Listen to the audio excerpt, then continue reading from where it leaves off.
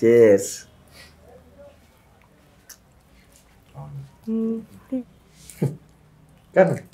ఏమింద్రా వెళ్ళి తినండిరా, మనకి ఇప్పుడు క్రిస్మస్ కేకే కదా ఇంపార్టెంట్. తినండి. ఏమైంది చెప్పరా?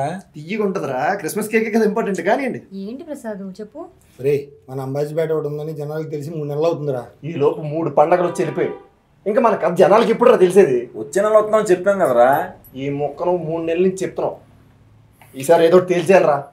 తెలిసిందిరా. అవును మళ్ళీ బాబు, ఏదో తెలిసేద్దాం.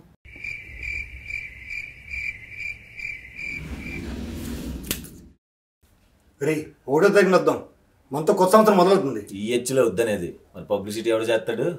కరెక్ట్. 12వ తారీఖు వద్దాం. గుంటూరు కారం తెలుసు కదా, మంట ఎత్తిపోద్ది.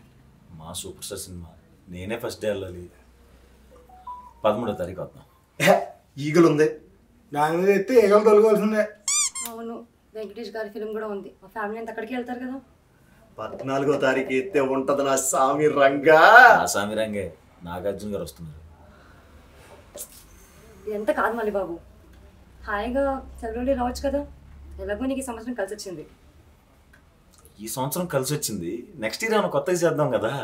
ఏ ఓసారి చేస్తే రెండోసారి చేయకూడదని రాజ్యాంగంలో రాసిందా? అన్నదే ఫిక్స్ అవుదాం. ఈ సంవత్సరం writer Padmabhushan, next year Ambajipeta marriage band, ఫిబ్రవరి 2వ తారీఖు వద్దాం. ఫిక్స్.